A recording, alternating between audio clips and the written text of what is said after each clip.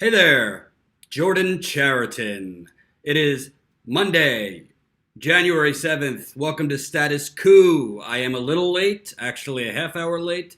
My apologies. We usually are right on time at 5 o'clock Eastern, but I'm doing double duty. Jen is out for a little bit, and I had a meeting today for Status Coup. So good things. Kelly already getting us started in the super chat. And a lot of you were with me all day yesterday, so I don't even know how you're back. You're not sick of me yet? Thanks for joining us in the Sunday super duper chat marathon. Had a good time, had a great time. I think we were live. Yeah, we were live for 7 hours yesterday, and we had some great guests. Lee Camp with Redacted tonight. That interview is now up in full on the channel. We also had Matt Taibbi of Rolling Stone. That interview is now up on the channel. And we had Steve Grumbine of Real Progressives for a really insightful discussion, I think, on modern monetary theory, as well as independent media and those kinds of things. So had a good time, little bit tired, haven't had much of a break, but we go on anyway. And full disclosure, because I like telling you guys the real behind the scenes. Today, I have reached out to Abby Martin and Jamal Thomas to see if they will join me for this coming Sunday's Marathon Super Chat. So start the pressure campaign. I'd love to interview Abby as well as Jamal Thomas, and I got some other people in mind as well. We got to $37,000 we got to yesterday. 37,000. So we raised, just in the GoFundMe alone, we raised over $1,000 yesterday. We passed that 600 mark in terms of donors. So thank you so much to all of you who have been donating. I hope some of you, I mailed out last week swag. So let us know in the super chat if you've received your swag. I got to order new rounds of swag. Because more people are owed shirts and hats and all those things. But I've sent out about 12 to 13 packages, which is also taking out some time. So there's the GoFundMe link. Also exciting. We are now at 97 paid Status Coup members monthly. We grew 21 new members during the live stream yesterday, so I'm super excited about that. As I've been talking about, we're doing two things at once. So we're trying to get funds in now in the short term, so that's GoFundMe, while also trying to grow Status Coup for the long term, which is the paid monthly subscribers. So between Patreon, which has 340 patrons, and membership, which is through our site, we now have 430, I believe, combined. Eventually, we're going to really want to move everybody over exclusively to membership. But right now, I'm very happy with the growth. 21 new members for a live stream. If we keep that up, whether it's Sundays or getting a few every day, we're really going to be gaining the revenue we need to get back in the field. So remember, to check out membership, go to statuscoup.com/join. That's statuscoup.com/join. You could become a member as low as $5 a month. And for a little bit extra, that would be $10 a month, you can become a member. So, you know the drill, you know the checklist. Everybody, yesterday we got over 600 likes. We got over 600 likes yesterday. So it correlates because we also had, at one point, 600 live viewers yesterday, which is the highest amount we've ever had on this channel. So definitely smash that like button. I'm not telling you to do it for my health. There's 100 people watching right now, only 47 likes. So let's go, baby. Keep it going. Smash that like button. Even if you hate me, just smash the like button. I just talked about membership. Become a member at statuscoup.com/join. There's the link one more time. I'm doing the live chat today too. Follow us at Status Coup on the Twitter. Subscribe bit.ly/status quo podcast. And we're going to turn all of these interviews with Lee and Matt Taibbi and Steve Grumbine and all these great interviews we're going to make into podcasts as well, if you want to hear them again. And you can go to the Evil Empire and like us, facebook.com/status quo. Before we start on the news, we have an announcement to make.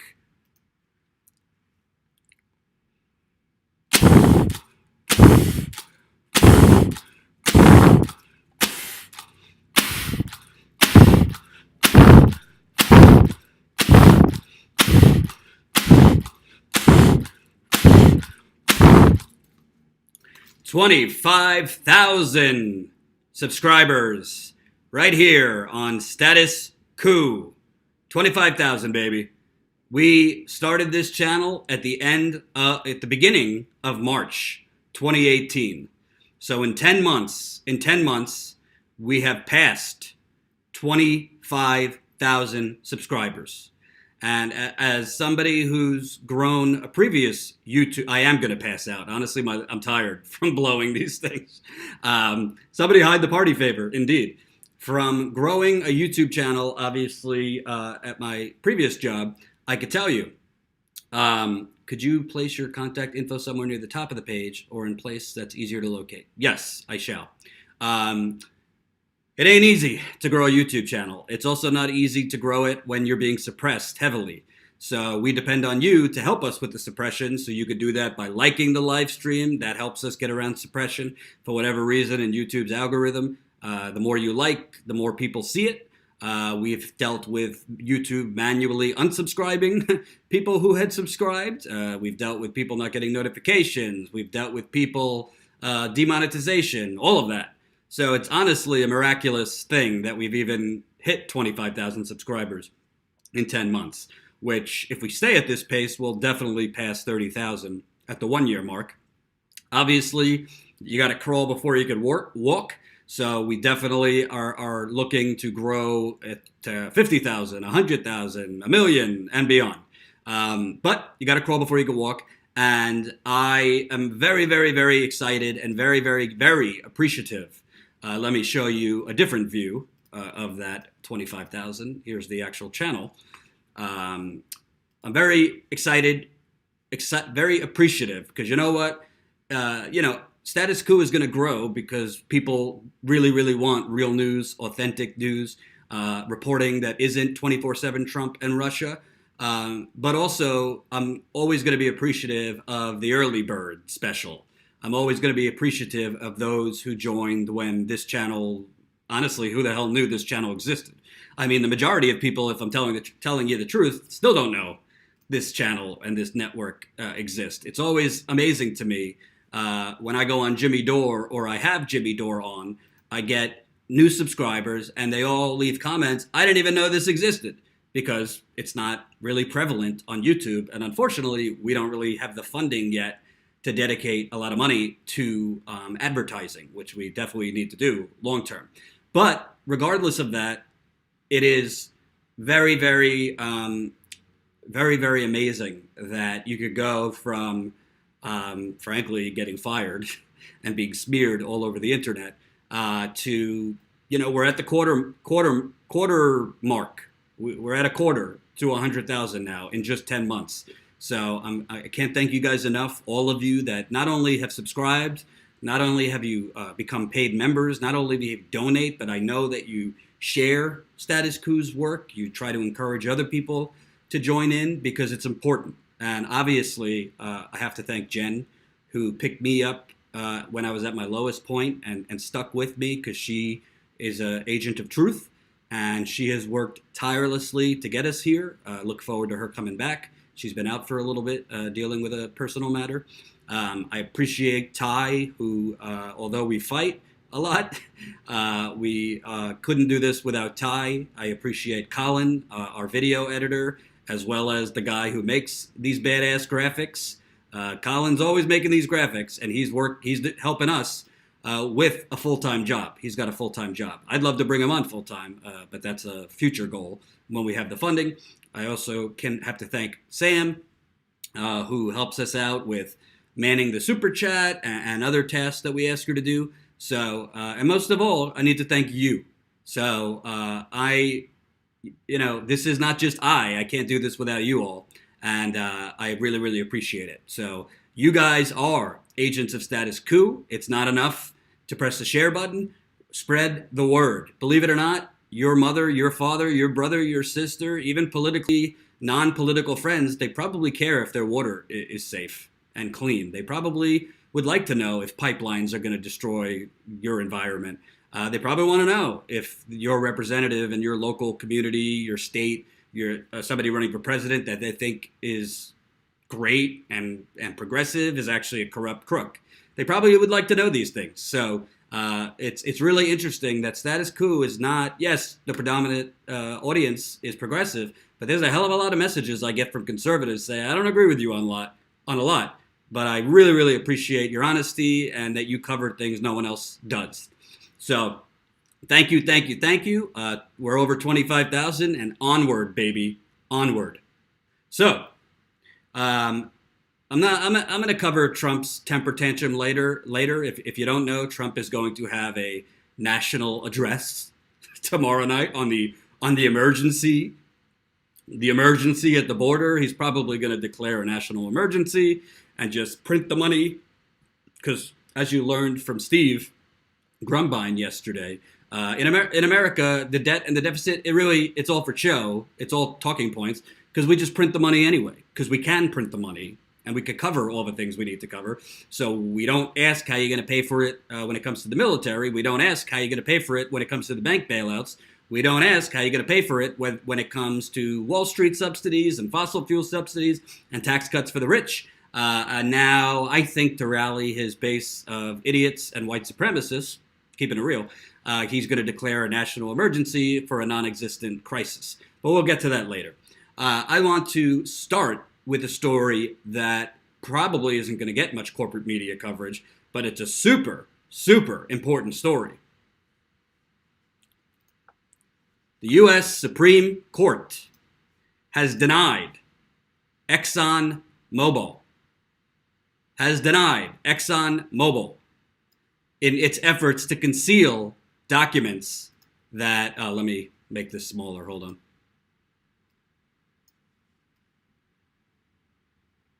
Doing this live. Okay. In its effort to conceal documents that would show ExxonMobil they damn well knew about the threat of climate change many, many years ago, and they hid it anyway. Here's the link to what I'm about to read to you if you want to read along. Thank you, Fadi, $7.99. Yeah, I think conservatives would want to know about their water being contaminated as well. You better believe it, baby. And keep the super chat going, keep the GoFundMe going. I appreciate it. So, where'd you go? Here we go. The U.S. Supreme Court. The U.S. Supreme Court on Monday cleared the way for the Attorney General of Massachusetts to obtain records from ExxonMobil Corporation to probe whether the oil company for decades concealed its knowledge of the role fossil fuels play in climate change. The justices declined to hear Exxon's appeal of a ruling by the top court in Massachusetts, holding that state Attorney General Maura Healey, a Democrat, had jurisdiction to seek records to probe whether the company misled consumers and investors. The High Court's actions marked the latest setback for Exxon in its efforts to halt the Massachusetts investigation and a similar one by New York's Attorney General, who in October filed a lawsuit against the company. New York's lawsuit accused Exxon of engaging in a systematic scheme to deceive investors about the impact that future climate change regulations could have on its business. Exxon has called the claims meritless. Of course they did. The Massachusetts and New York investigation were launched following 2015 news reports that Exxon's own scientists had determined that fossil fuel combustion must be reduced to mitigate the impact of climate change. Those news reports by Inside Climate News and the Los Angeles Times were based on documents from the 70s and 80s. Exxon said the documents were not inconsistent with its public positions. Because, it's like Hillary Clinton. Exxon has a public position and a private position. Jesus. Healy in 2016 issued a civil investigative demand to Exxon seeking documents to investigate whether it had violated the state's consumer protection law through its marketing and sale of fossil fuel projects. Exxon said that because it incorporated in Texas and New Jersey, Healy had no basis to seek documents to conduct a Massachusetts-based investigation. The Massachusetts Supreme Judicial Court in April held that jurisdiction existed because of Exxon's control over advertising conducted for about 300 franchise gas stations operating under the Exxon and Mobil brand in Massachusetts. Exxon has called the Massachusetts and New York investigations politically motivated. Well, folks, this is when I say mega story, I mean mega story. The Supreme Court, which I'm, tell you the truth, pretty shocked. Supreme Court told ExxonMobil, go piss off. You're not going to hide your deceit.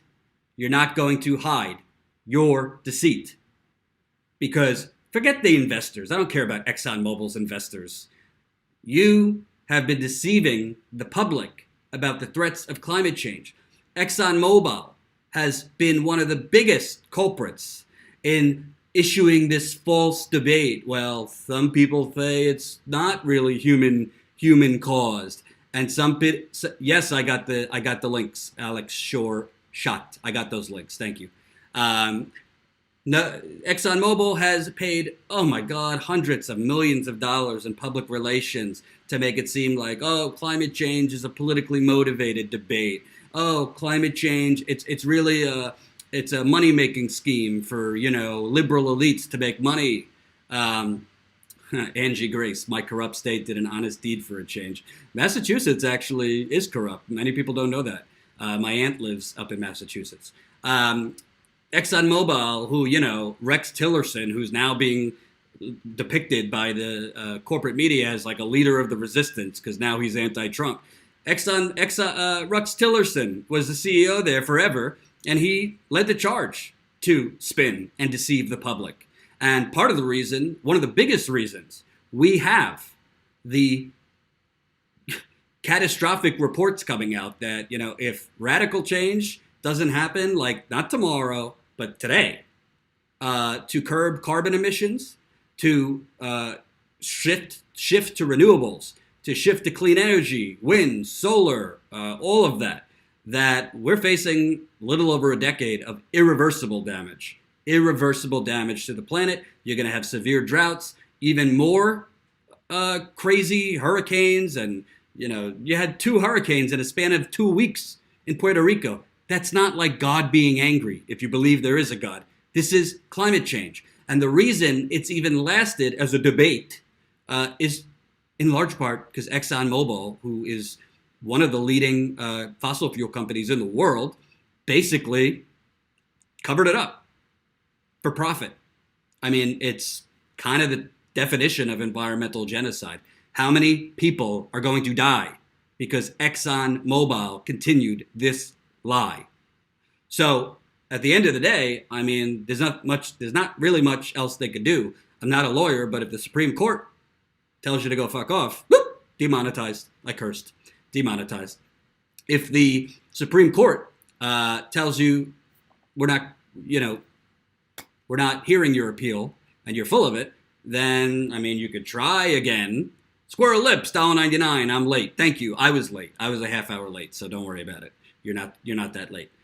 So this is amazing news. And I think, honestly, if ExxonMobil is forced to provide its documents, if ExxonMobil is forced to provide email correspondence, campaigns it had, the thought that went into campaigns it had, trying to depict climate change as kind of not decided or not conclusive. If ExxonMobil is forced to provide information on which officials were part of this, which media outlets were they handing over this information, because the media doesn't just spin this climate change debate by itself. They have fossil fuel company executives, fossil fuel company public relations, spin artists, planting shit with them. Hell, CNN has the American Petroleum Institute advertising on them. I've seen Koch brother advertisements on MSNBC.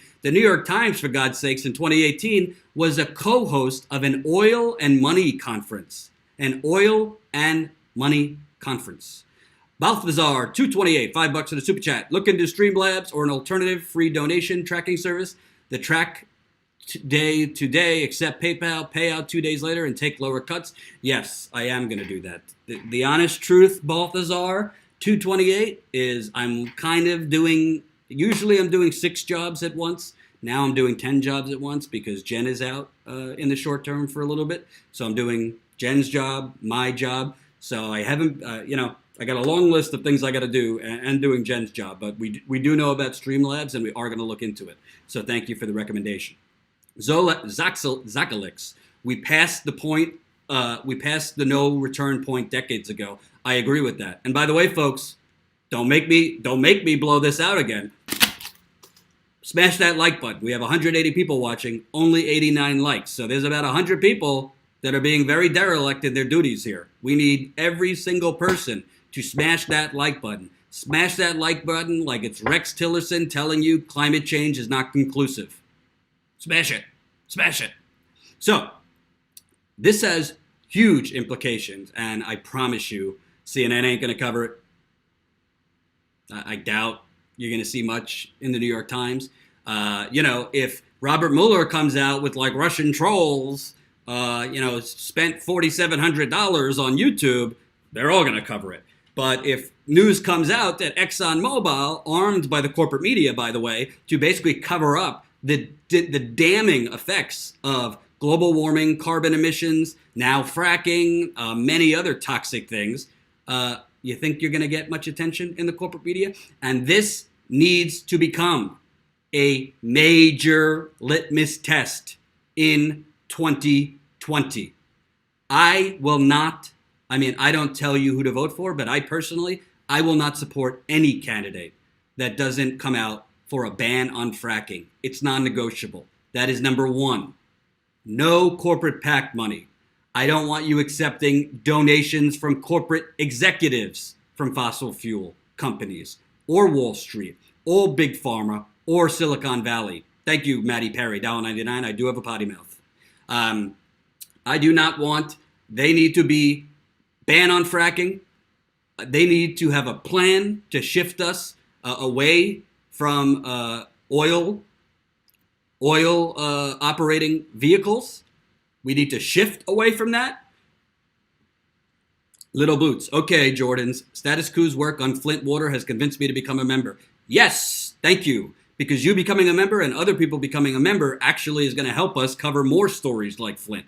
I'm not a one-trick pony. I'd like to cover other areas. There's other water problems. Obviously, I'm not going to forget about Flint, but we do need funding to get out in the field and cover these important stories. So there's the link.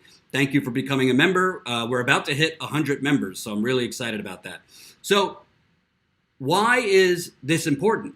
Because it really, this cover-up was not just ExxonMobil.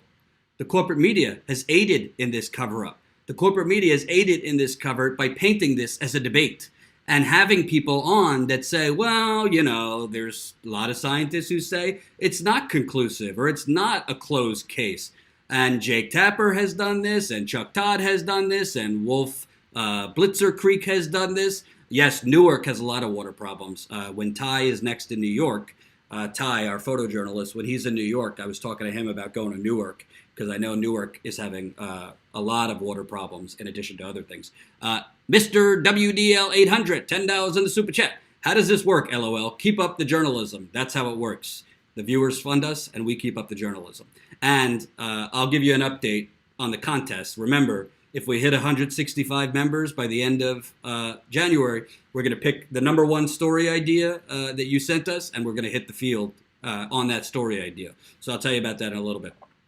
But this is important because I have a feeling that when ExxonMobil has to hand over its documents, hand over its emails, you are going to see correspondence. You are going to see coordination between ExxonMobil and many, many media elites. Mark my words. ExxonMobil could not cover this up unless there was corporate media puppets there to pass their bullshit advertising and public relations campaigns. Literally, I saw somebody on Morning Joe this morning because I like to torture myself, so I watched Morning Joe for a hot second. Literally, there was somebody on Morning Joe giving talking points about clean hydraulic fracking. Yeah, clean hydraulic fracking, this guy said it. And take a guess if Joe Scarborough pushed back on that. Exhausted 11, you didn't miss an hour. I was late. I started at 5:30 today because I had a meeting that ran a little late. But the meeting was for you. I can't give it away, but I had a good meeting for a potential sponsor. So I don't just go live during the day and prepare for the live stream. I'm doing meetings. I'm sending business proposals. I'm trying to get us funding in addition to the GoFundMe. So I'm working overtime, baby. I have no dating life. I have no hobbies. I do nothing for myself. All I do is status quo and to try to grow this bad boy. So thank you for your support. But I am going to be following this. If I must, I might go up to Massachusetts to do interviews on this because I think it's that important. It is that important. And by the way, to remind you, if you're unfamiliar, Harvard study found that ExxonMobil misled the public on climate change. A comprehensive, peer-reviewed academic study of ExxonMobil's internal deliberations, scientific research, and public rhetoric over the decades has confirmed empirically that the oil giant misled the public about what it knew about climate change and the risks posed by fossil fuel emissions, the authors said on Tuesday.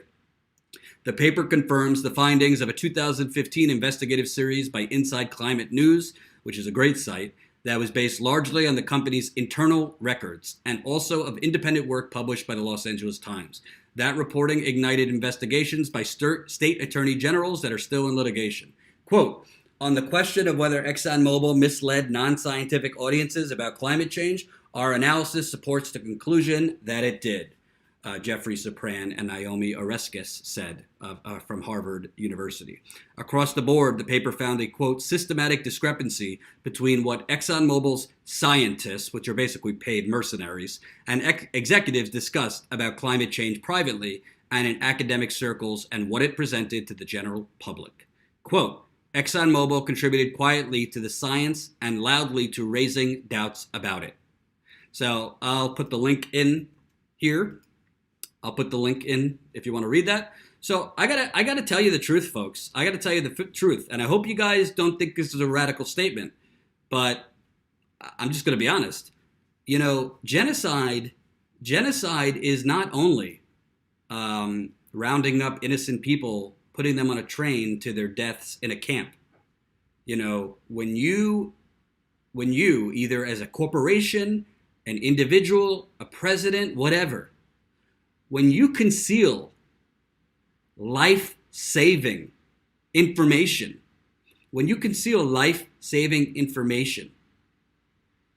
not just that could save one life, but save whole populations, save whole countries, save different, not just one type of person, but wildlife, animals, animals that live in water, animals that live on land, animals that live in the air. When you cover that up, that is genocide. How much if we would have known the full scope of the climate change that was happening in the 1970s and the 1980s and the 1990s and so on, we might have acted a decade ago. We might have already prevented things like the massive hurricanes that hit Puerto Rico 2 in 2 weeks.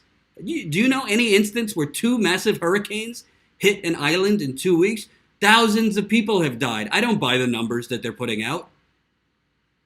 The latest numbers were 5,000, but who knows how many more are going to die from malnutrition, or old folks who are going to die because their dialysis machines don't work, the electricity that went in and out, the contaminated water that's been found in Puerto Rico, and the Virgin Islands, by the way. The Virgin Islands gets lost in the discussion. How many people have died in droughts in Africa and other countries? Also, ExxonMobil. Also, Rex Tillerson, ExxonMobil, Energy Transfer Partners, Sunoco Logistics, Phillips 66. I could go on. Texaco. Also, they could be filthy, greedy, rich fucks. ExxonMobil, you're damn right. And you know what? You know what? I have to admit, somebody called me out yesterday and I've been contemplating it. I'm part of the problem too. I do eat meat. I do eat meat. I can't lie. So I'm contemplating whether I need to give it up. I got to practice what I preach. Pool bow. I don't want to kill Joe Biden. I just don't want him to get elected president. Don't confuse the two. Jesus, I don't want to kill anyone. Dan Harris. Capitalism is a death cult. Totally agree with you. Unfettered greed. And why do we have unfettered greed? Why do we have ExxonMobil running around basically committing genocide and fooling the masses? Because ExxonMobil owns the government. Energy Transfer Partners owns our government. All of these fossil fuel companies own each presidential candidate other than Bernie. All of these energy companies basically, I mean, how many people go on TV to talk about, oh, climate change isn't a big problem, that are actually part of the fossil fuel industry? It's unbelievable.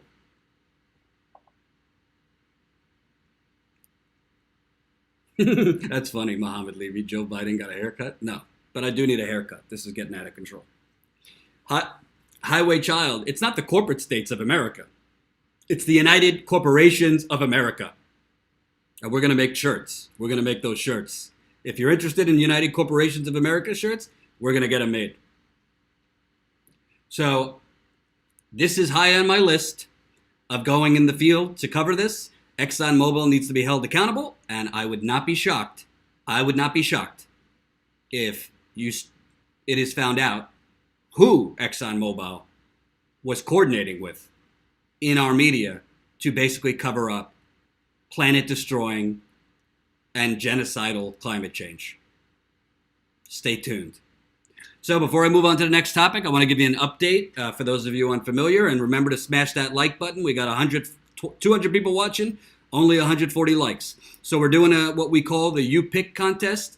If we get to 165 new members, if we get to 165 total members by the end of January, so we are on pace. It's only January 7th. We grew 21 new members during yesterday's 7-hour marathon live stream. We grew 21 new members, so I'm excited for all you new members.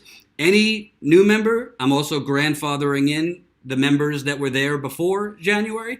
Any member, so any member and any new member by the end of January, if you become a new member at $5 a month, $10 a month, those are the two options. If you become a new member, I want you to email Jordan at protonmail.com. Tell me what story you would like Ty and I to go out in the field. I should specify domestic story. We can't go international quite yet.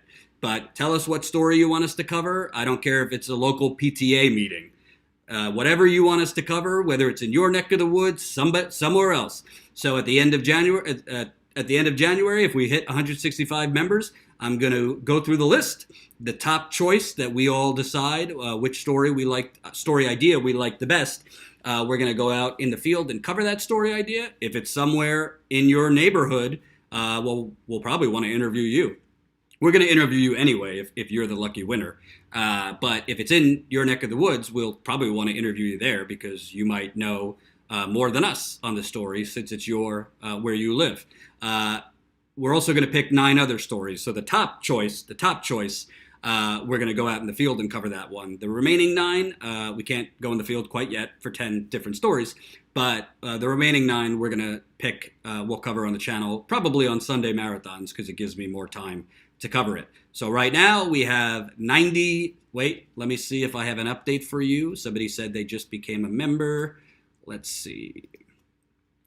Do do do do do do do do do do do. All right, new member. Welcome to the party, Jerry. Oh, it's not my troll Jerry. It's a different Jerry. We got 2 new members today after getting 21 new members yesterday. So welcome, Thiao. Wait, no, that's not your name. Oh, this one, unknown, the name. So hopefully it's not a killer because it says unknown. And the new one, other one is Jerry. Thank you, thank you. So now we are at 99 new members. How exciting. So don't forget, email Jordan at protonmail.com, your story idea. We are all about giving the microphone back to the people, so that's what we're going to do. Statuscoup.com/join. You can do it as low as $5 a month, $10 a month. We have exclusive member content up there right now. And when Ty is done with the documentary, we're going to get back to doing our podcast, which is for members as well. So, thank you. Joe Biden. First, they try and make Beto O'Rourke. Hold on.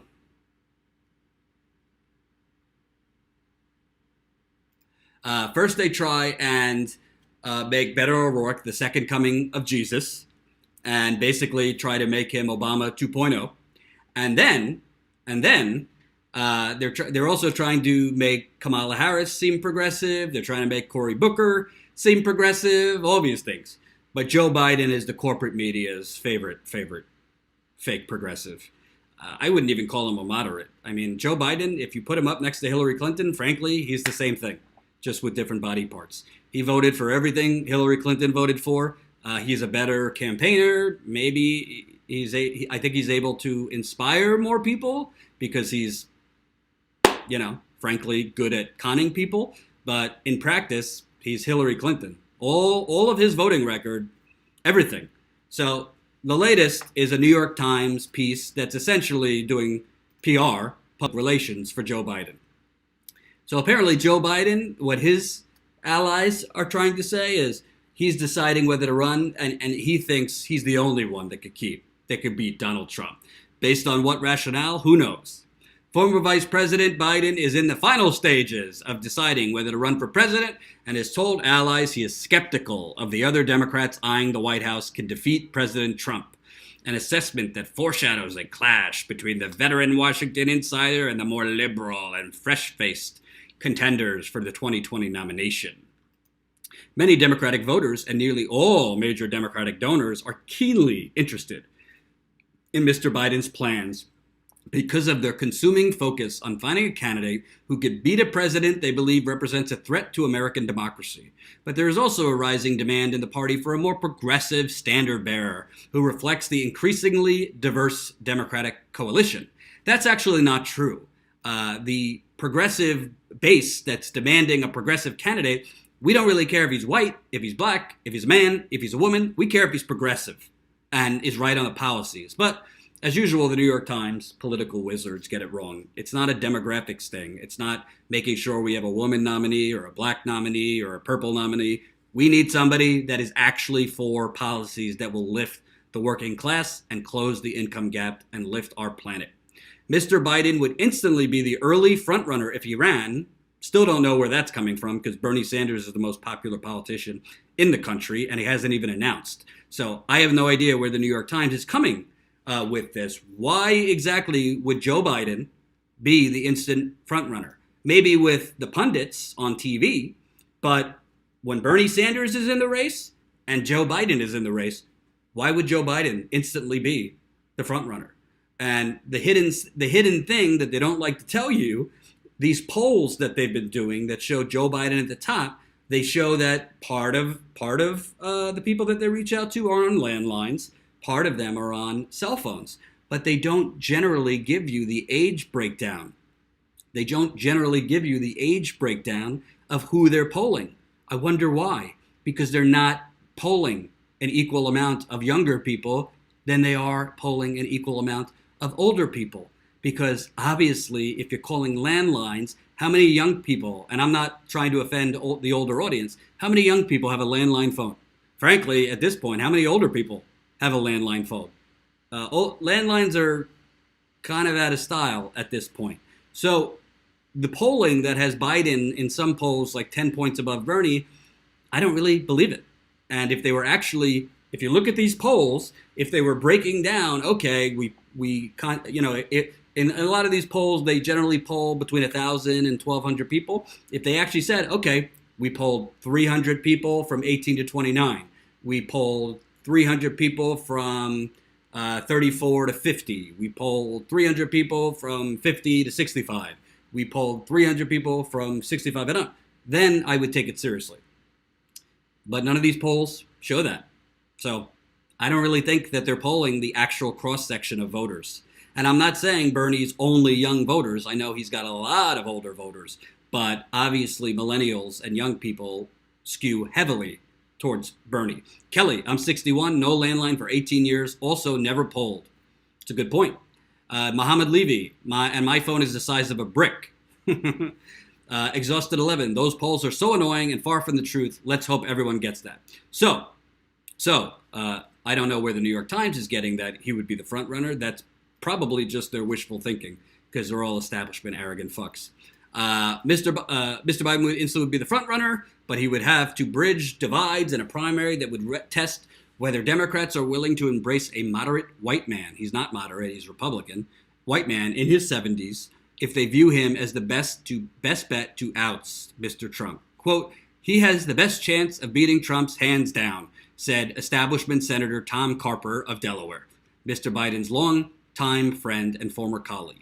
On a scale of 1 to 10, that's probably around a 12 for us. So you see what I'm saying, that this is just public relations for Joe Biden? They're not actually putting any facts in here. Yet Mr. Biden's skepticism about the field could alienate female and minority voters who are excited that several women and African Americans are expected to run. Nominating a white man may also roil some Democrats who are already torn about whether a woman could win in 2020 after Clinton's loss. They shouldn't be torn whether a woman can win. They should be torn whether a corporate establishment candidate could win, because we already told you they can't. The country has spoken. And Biden's preoccupation with winning back blue-collar Midwestern whites could place him at odds with Democrats who see greater potential for growth in the highly educated suburbs and across the booming Sunbelt and upper South. More broadly, debate around Mr. Biden's possible candidacy illustrates the dueling visions in the party, and particularly in the divisions between its pragmatic and liberal wing.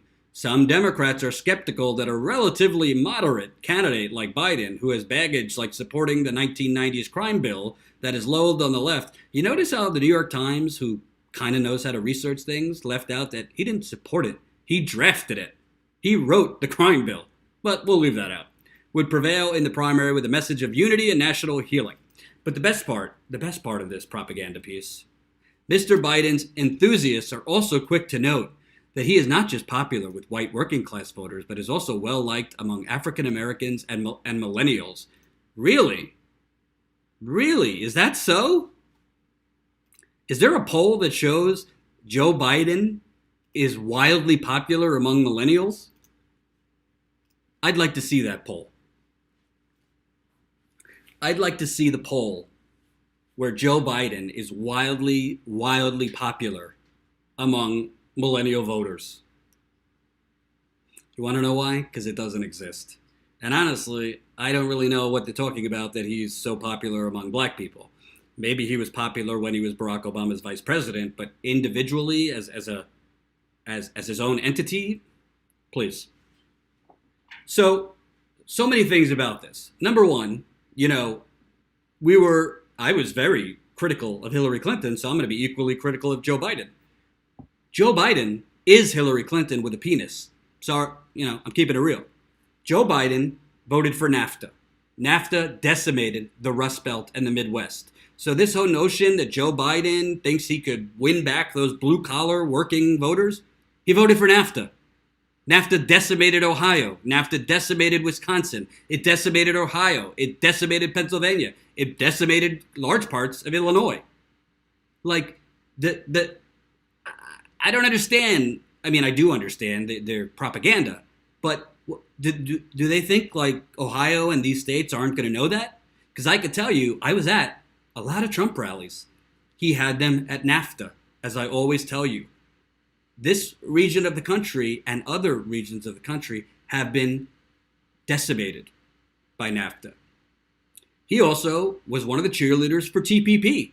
When Trump was railing on the campaign trail against TPP, Biden was trying to ram it through along with President Obama. So this whole blue collar Joe thing is a fantasy. It's not reality. And his record will come out in the age of social media, independent media. He can't hide it. But you want to talk about African Americans? Not Hillary Clinton was first lady when the crime bill, so she supported it. But Joe Biden was not only a senator who voted for it, Joe Biden drafted the crime bill, which ushered in the era of mass incarceration. When I was in South Carolina before that primary, let me tell you something. There was a hell of a lot of black people that did not like Hillary Clinton because they knew her husband, Bill Clinton, signed that crime bill. Well, how are black voters going to feel when they know that Joe Biden drafted it? Joe Biden also voted for welfare reform that disproportionately threw minority mothers and single mothers off welfare. That spun as reform. Joe Biden also voted for the banking deregulation, the repeal of Glass-Steagall, and other giveaways to Wall Street. Why? Because look how much money he took from Wall Street. Senator Middle-Class Joe. Guy took $6.5 million from financial attorneys. When you see the lawyers and law firms category, that is financial lawyers. It ain't lawyers for the ACLU, folks. It ain't lawyers for Code Pink. These are financial services attorneys. $6.5 million in his career. $1.4 million real estate developers. $1.1 million Wall Street. And by the way, Joe Biden predominantly, actually exclusively, he was a senator when super PACs were not in existence. Super PACs came into existence after he was a senator. So he did not have, guess how much money this would have went up if he had access to super PACs. Business services, $563,000. Miscellaneous financial, whatever the hell that means, $555,000. Pro-Israel, $477,000. Lobbyists, $436,000. Such a middle-class steward, this Joe Biden character. I don't see a lot of things that aren't finance and big business and corporations there, but you're never going to see this on CNN, will you? Here's the link if you want to check it out.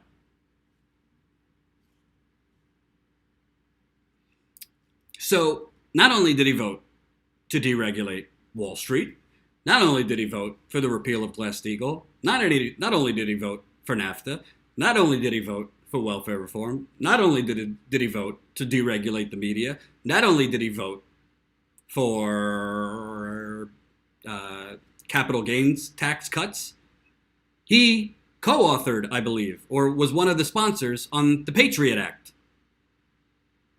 Yes, that Patriot Act. That kind of has taken away your privacy, civil liberties, all of that. Has ushered in the era of spying on you. He was an author of that. Voted for the Iraq War.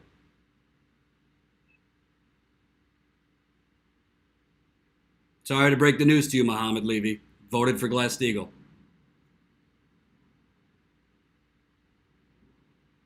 Also voted for the bankruptcy bill. That made it pretty impossible for families that were in trouble to file for bankruptcy protections. Here's an article from Salon. In light of what occurred in its wake, this law is easily one of the most disgraceful aspects of the Bush and Biden legacies. The harm it did to middle-class Americans, especially during the crushing events of the recession 4 years later, is immeasurable. The bill made it nearly impossible for average families to file Chapter 7 bankruptcy protection, also known as clean slate bankruptcies, intended to discharge nearly all debts a matter of a few years before they'd need it the most. The bill instituted an all-new means test to determine whether debtors with insurmountable financial hardships earned enough income to pay back all or part of their unsecured debt, specifically credit debt. If they earned too much, a clean slate bankruptcy became impossible, and they'd be forced to file Chapter 13, which would force debtors to pay back their debt over a 5-year timeline, thus legalizing neo-indentured servitude to creditors. Among other things, the bill also forced debtors to enroll in a, quote, instructional course concerning personal financial management. This requirement still exists, even though there's still little evidence of its efficacy. Additionally, the bill made it more difficult to force creditors to stop harassing debtors for repayment after bankruptcy protection had been filed. As if all this isn't bad enough, the Biden-supported legalization prioritized credit card debt payments over child support repayment. Ugh. I wonder why he did that. Could it have anything to do with this? Say it ain't so, Joe. Say it ain't so.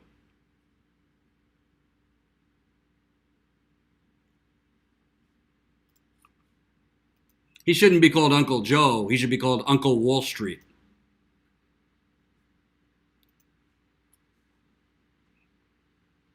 So, unfortunately, I don't think, for example, here's a great example. Earlier today, I went to a friend of mine's house on Long Island. His grandfather died, so I wanted to stop by and talk to him. And in the Jewish religion, they have something called Shiva. So there were a lot of people there.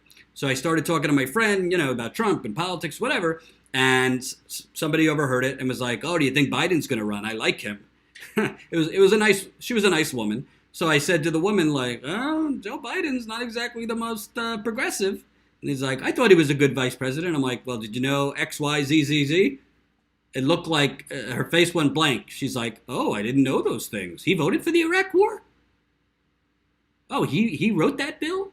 I didn't even know that bill existed." This is what I'm telling you when the majority of people in this country are not lacking compassion. Most people have no fucking clue what's going on. No clue of the real record of these politicians because the corporate media makes sure that they are left brainwashed and dumb. And frankly, folks, I have no reporting to indicate this, but straight up, there's been some creepy pictures of Joe Biden out there. There's been some creepy pictures, if you know what I'm saying.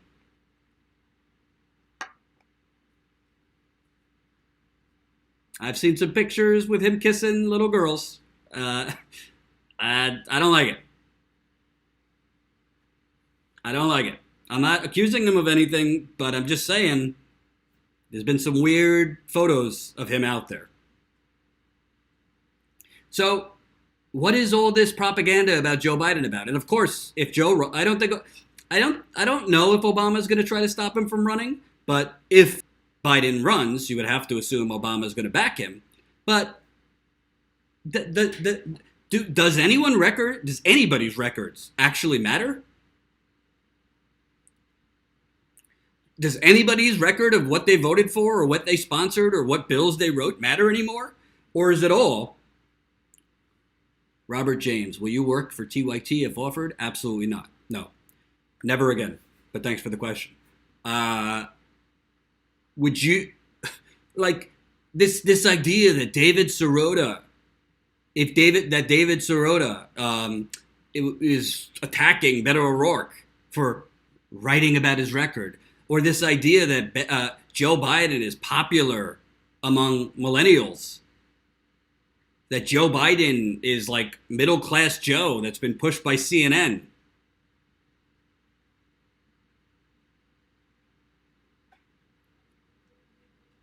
And by the way, if Joe Biden became the nominee, Trump is going to do the same thing to Joe that he did to Hillary. Crooked Hillary, call him, sideways Joe, whatever you want to call him. His record speaks for itself. It's a giant, excuse my French, ladies, blowjob to finance, to business, to Wall Street, to big pharma, to fossil fuels, real estate developers.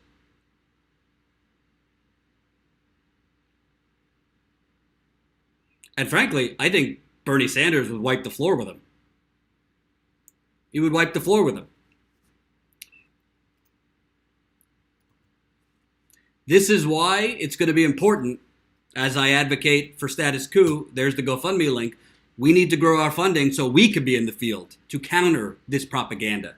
Because this is propaganda. What the New York Times is doing is they're talking to advisors from Joe Biden. They're writing down notes as they're on the phone with Joe Biden's advisors. Joe Biden's advisors or Joe Biden himself are giving them talking points, and they're just regurgitating it. The New York Times I guarantee you, the New York Times has never even looked at opensecrets.org because they don't give a shit. They don't care that these politicians are corrupt. They don't care that these politicians are bought off. They don't care that these politicians are servants of corporations and Wall Street. They don't care. You want to know why? Because the New York Times, CNN, MSNBC are servants of them too. They're all in this racket together.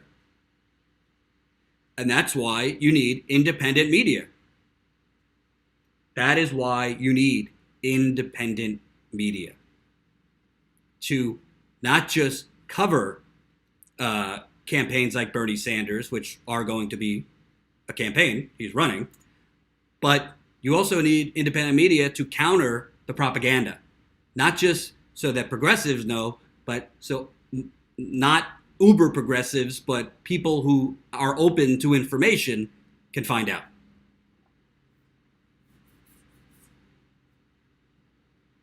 Because that's what's going to happen. You're going to see more extreme makeover Joe Biden, more extreme makeover Cory Booker, more extreme makeover Elizabeth Warren, Kirsten Gillibrand, for God's sakes. It just came out that she's literally calling Wall Street executives to ask if they'll support her if she runs for president. It's like these politicians, they see the progressive movement exploding under them, but they've been so corrupt for so long that they don't know how to do anything else but dial for dollars and kiss Wall Street's ass. That's the truth. They don't know anything else, and they don't know any better. Thank you. We got Andrew, $20 via GoFundMe. We got Anonymous, $20 via GoFundMe. So now we're at $37,051. I would love to get to 40,000 by the end of this week. So let's keep it going, baby. Thank you for all of your continued support. And I have to order new shirts and hats because I got more to send out. Thank you, Gary Curtis. $10 in the super chat. Having written the Patriot Act is enough to disqualify him. I've read about it in other places. Written back in the duos, I believe. I agree. I totally agree with you. And honestly, if we're being honest, Bernie Sanders voted for the crime bill as well. I think that is a stain on Bernie Sanders' record. He did say that when he voted for it, he was one of the only ones speaking out at the time against mass incarceration. But he did vote for the crime bill. He said he voted for it because there were other things in it. Jordan, please stop underwhelming me with facts about Joe Biden. I'm sorry. Sorry that I have to report to you that everyone's corrupt. So Bernie Sanders basically voted for the crime bill, saying that there were other things in there that were appealing to him, so he compromised and voted for it, but he was concerned about the mass incarceration components. However, I can't just let Bernie have a free pass, so that is a stain on his record. At least he apologizes for it. Hell, Joe Biden, when interviewed about it in 2016, he said he doesn't regret writing the crime bill. And he said that it's been blown out of proportion, mass incarceration and all.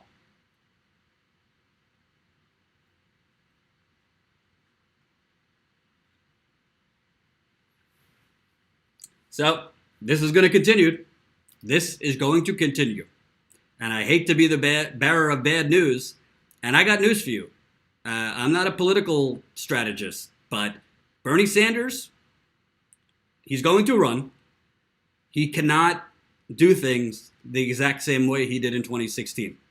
I love Bernie Sanders. I personally support him. You know that. I love his ideals as far as wanting to run a positive campaign, wanting it to be on issues. But in a lot of cases, Bernie Sanders went to a knife fight holding a spoon. Bernie Sanders has to roll up his sleeves, and he has to get ready to get down in the dirt with these people, because he's going to have the whole weight of the entire corporate media industrial complex against him. You already see it with the propaganda in the New York Times, the propaganda in the Washington Post, the propaganda in the Daily Beast, the propaganda in the New Yorker, the propaganda on CNN, MSNBC, all of them. You already see it. He's also going to have the same Democratic Party trying to rig it. For hell, as Lee Camp said in our interview, Tom Perez, the DNC passed something. Basically, they have the power to not allow Bernie Sanders to run as a Democrat if he is not deemed a Democrat in good standing. They wrote that, the DNC, specifically tailored to Bernie Sanders.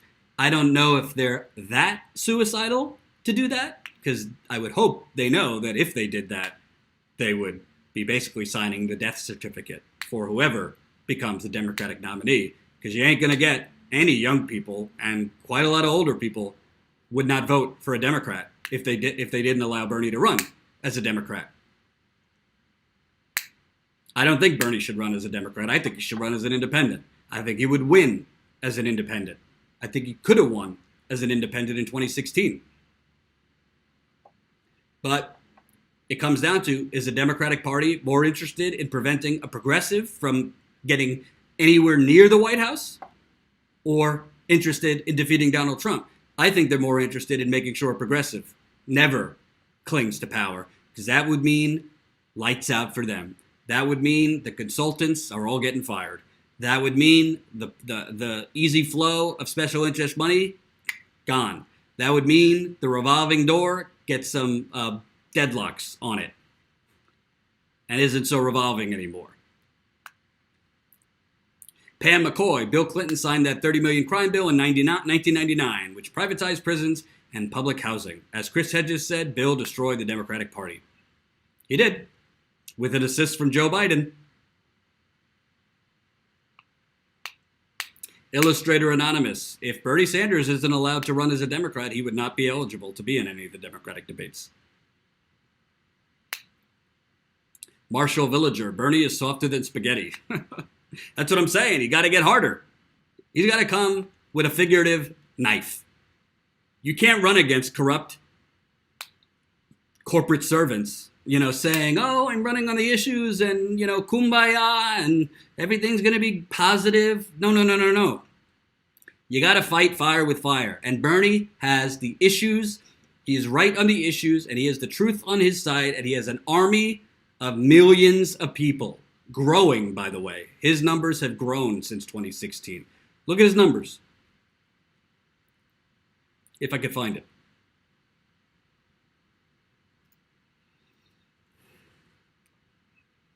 Got a 54% approval rating among independents. You need those to win a general election. He has one of the highest favorability rates of any politician in America among independents. He is way more popular than Donald Trump among independents. He is way more popular than Elizabeth Warren, Joe Biden, or anyone else among independents.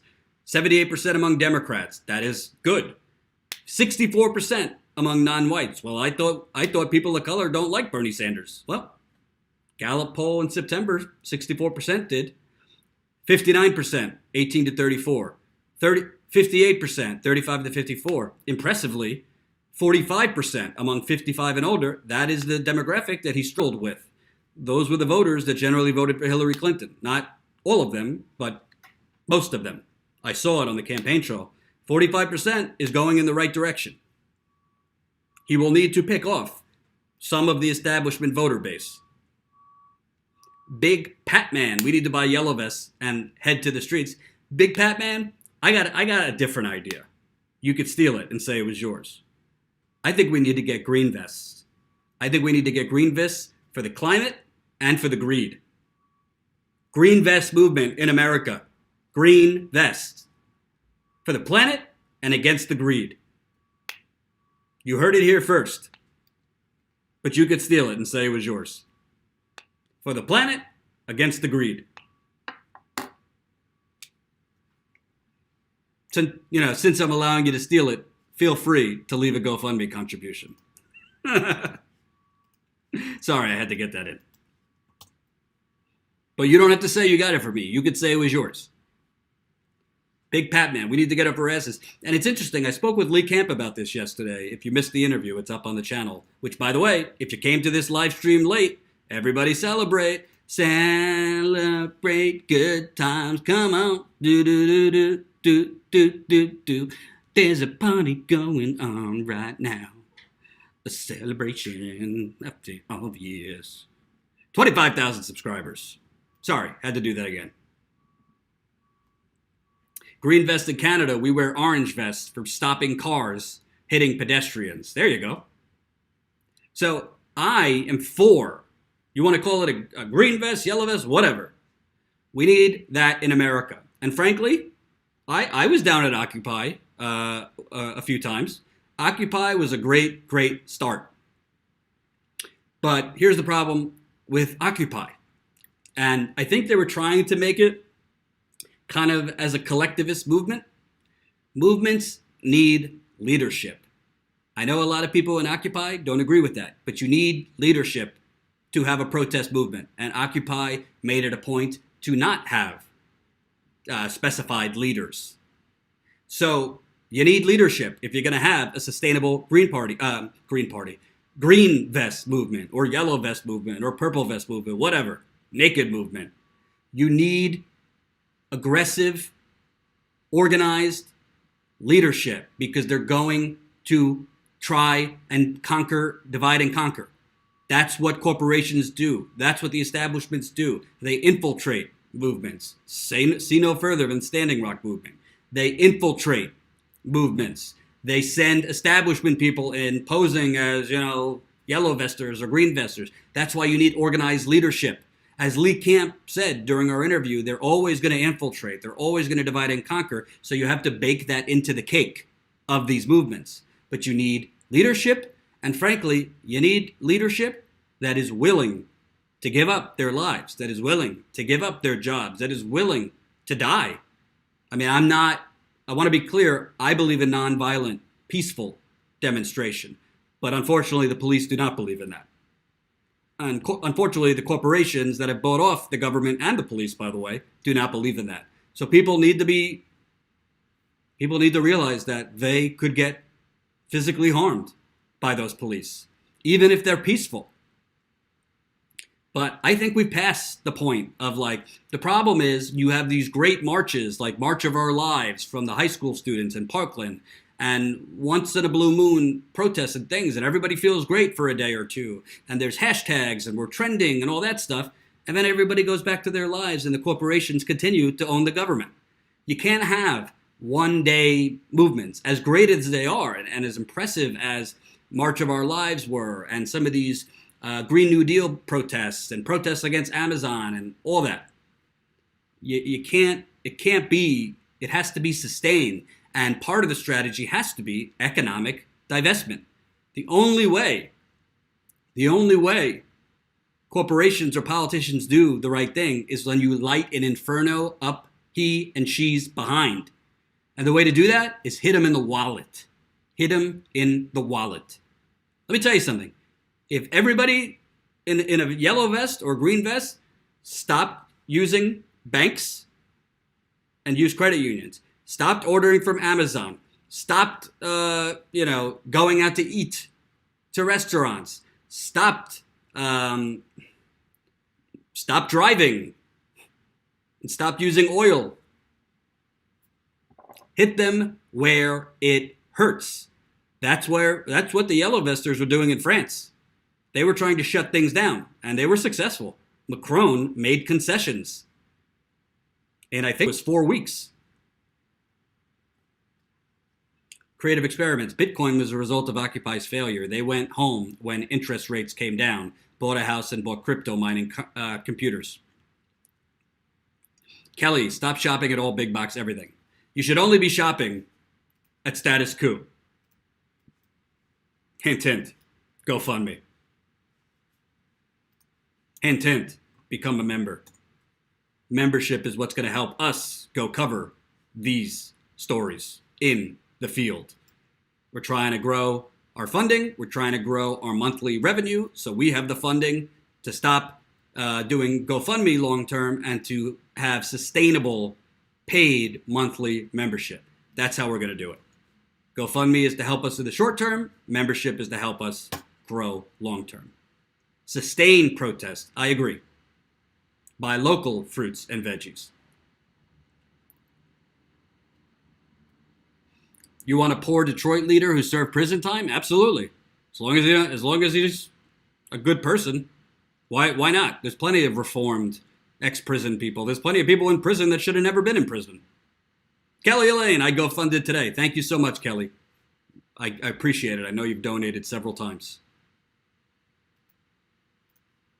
We just got Jerry left $20 in the GoFundMe. Now we're up to $37,071. Thank you, Jerry. So that's what I think.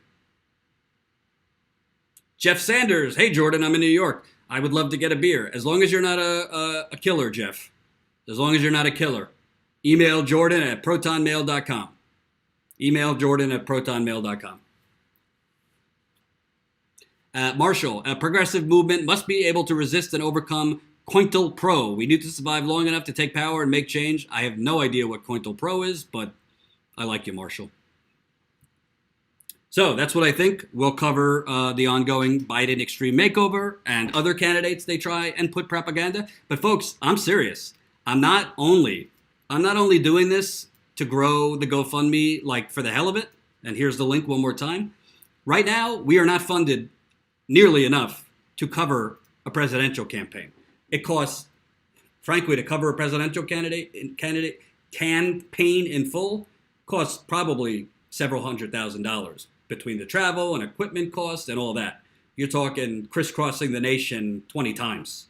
Hotels, flights, rent-a-cars, food. I mean, it's expensive. I don't think we're going to be able to cover the whole campaign. I do think with more funding, we'll be able to cover at least a good portion of Bernie's campaign. And I think if we don't, the propaganda will win. I'm not saying status quo being out there is going to elect Bernie Sanders. And frankly, I don't see it as my job to elect Bernie Sanders. That's not why I do journalism. I am here to elevate the voice of working people. I am here to elevate the voice of the disenfranchised and the people who have been silenced by the corporate media. I and Status Quo is here to hand the microphone to you and get your story out there, to hear from real, everyday people, and not bumper stickers, but real people, not just on voting day, but every single day. That's why we exist. People that follow Bernie or like Warren or are just totally disgruntled and don't like anyone. We need to put these faces on camera. We need to give them a microphone because that's how you actually wake other people up. That's how you do it. So we're doing really well. We've raised $37,000. Obviously, we raised the goal last week to $70,000 with your permission. I asked you. So yeah, we're gonna just keep going, and we're gonna try to keep getting good guests to have on, and we're gonna try to keep getting people you want to hear from to air on Sundays during our marathons. And we're going to try to get back in the field as soon as possible. And Ty is working very, very hard to finish this documentary. The poor guy. Usually to do a documentary well, it takes filmmakers, producers about a year. I've basically asked him to do it in 4 or 5 months. So I appreciate Ty's hard work. Exhausted 11. Can we go to the corporate media live streams if they have them and put a Status Quo link there? Exhausted 11. It's supposedly a free country, so I don't see why not. It's a free country if you're a wealthy white person. So I don't see why you couldn't. I don't see why you couldn't do that. I appreciate it. And lastly, I'm not going to cover this at length, but I will cover it a little bit. So, Donald Trump, good old President Trump, he can't go just a few hours without running the news cycle and being the center of attention. I think Trump's getting a little irritated that Alexandria Ocasio-Cortez is stealing his thunder and stealing some attention because Alexandria Ocasio-Cortez goes to the bathroom now and it's national news.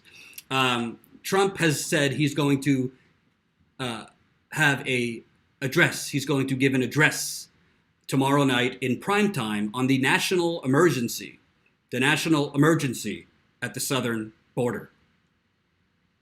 So obviously there is no national emergency at the southern border. There's a national emergency hanging out in Donald Trump's toupee, but Donald Trump is still clinging on to the hopes that he could rouse and rally enough white supremacist and misinformed white people into thinking that all their economic problems are because of Mexicans or Guatemalans or people from Honduras trying to storm the United States border.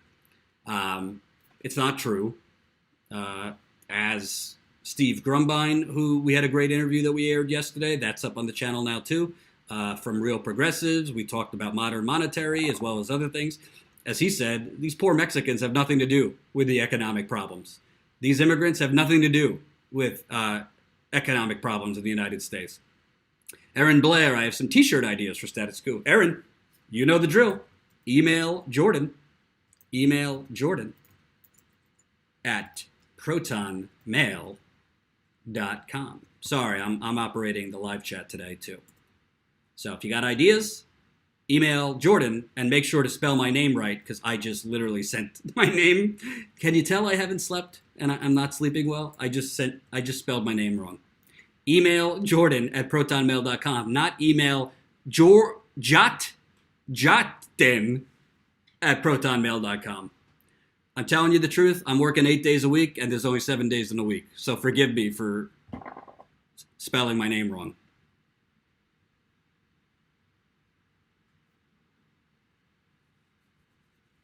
But what's so interesting about President Trump and this stupidity, and by the way, my prediction, he's going to declare a national emergency, sign an executive order to grant whatever money for this fake wall, which isn't actually going to be a concrete wall. It's basically going to be a mix of fence and steel slates and bullshit. It's not a wall. The wall is basically a symbol more than an actual thing. It's a symbol for white supremacy. That's what it is. And for scaring the hell out of people who lost their jobs and have economic anxiety. That's what the wall is. But what's so interesting and why I don't hear progressives making this argument, and I don't understand it. I really don't. And I usually don't do this, but I'll show you something. I'll show you something I tweeted earlier because I think it basically tells the story.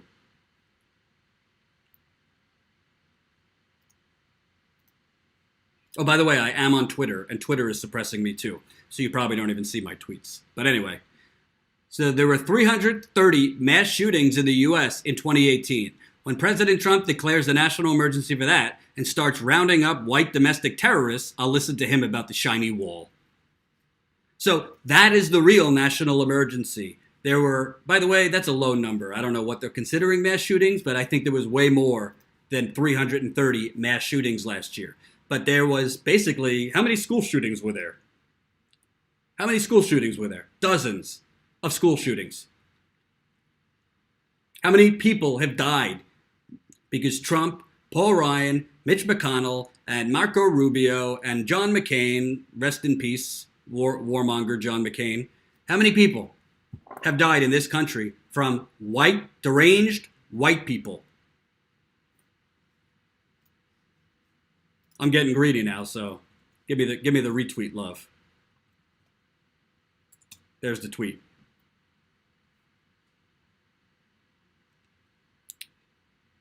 How many people are sitting ducks? I'm sorry to tell you, but there's going to be more mass shootings in schools because anybody could get a bazooka gun in this country. Anybody. And these are bazooka guns, AR-15s, AR-15,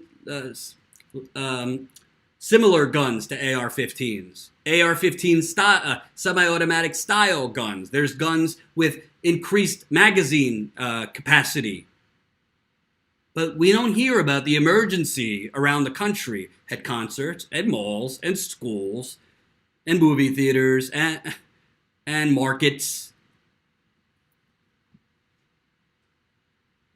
But Trump wants to rail about the southern border, which, by the way, Obama deported more undocumented immigrants than any president in American history. Legal immigration is at an all-time low right now, as is illegal, or I don't even call it illegal, but undocumented immigrants are at an all-time are at a low.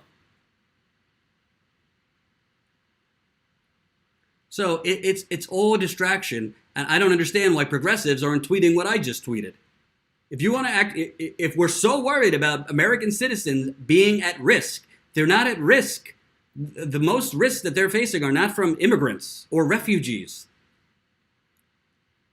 It's from deranged white people who go to gun shows, steal their parents' guns, get bullied in school, watch Fox News, and then go blow up a church, or whatever the hell, because it's all a distraction. Mental illness is a problem. I'm not diminishing mental illness, but mental illness does not fire the gun. People fire the gun. And you're not going to eradicate mental illness. You're just not going to eradicate mental illness in any society. There's always going to be mentally ill people, no matter what we do. That doesn't mean we shouldn't invest further in comprehensive mental health services. We should.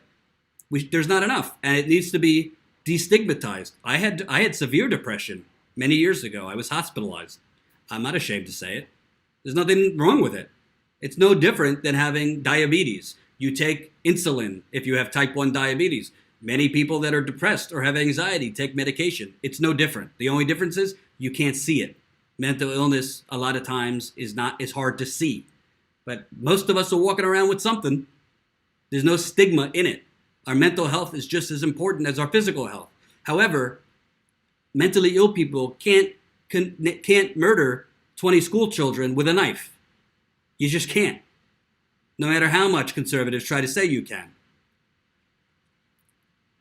They can't kill like 20 school children with nunchucks or a bow and arrow. It's the guns. But for that, Trump, Mr. Strongman Trump, who takes it to the establishment, and he's not a puppet. He took $30 million from the NRA during the campaign. He's a fucking puppet, just like the rest of them.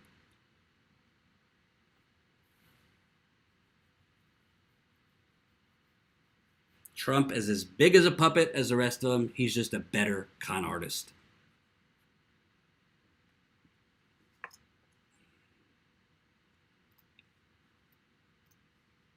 Marjorie Stoneman Douglas High School. Great Mills High School. The number of mass shootings in 2018 is on track to match or even surpass the number of mass shootings last year. The year 2017 ended with 346 mass shootings, according to Gun Violence Archive.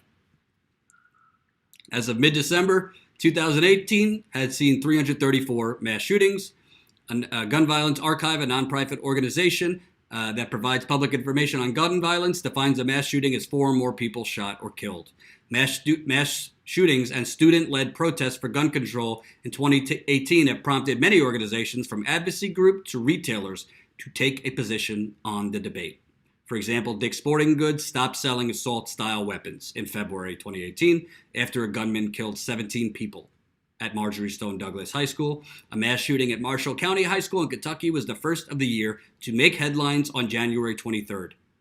And by the way, do you really think in the 1950s or 60s, when money in politics was not flowing like it is now, when there were tighter regulations on money in politics, when there were really, really strong labor unions, when there wasn't global trade deals written by corporations that sold people's jobs, do you really think when economically we didn't have this gaping income inequality in the 1950s and 60s, we had a strong middle class, do you really think people would deal with this? Do you really think people would allow this?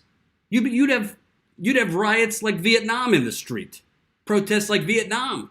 If you had 330 mass shootings in schools, not just schools, but in total, do you really think the masses would put up with it?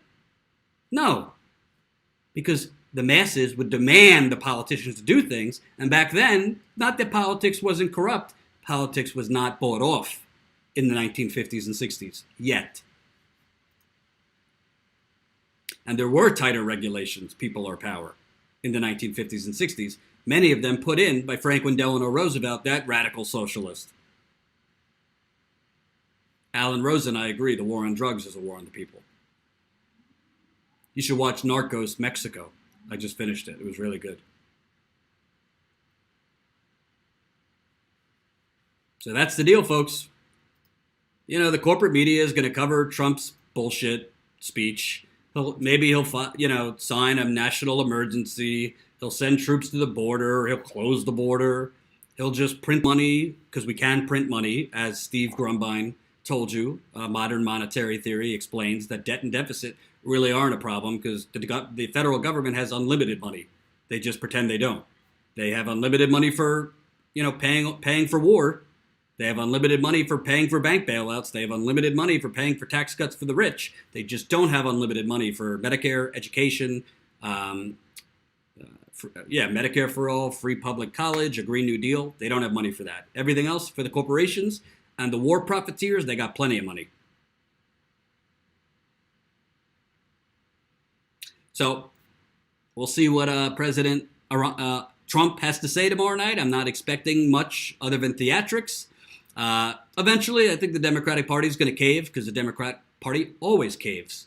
They'll cave to Trump's demand. They'll give him money for his little wall, and then on to the next fake scandal.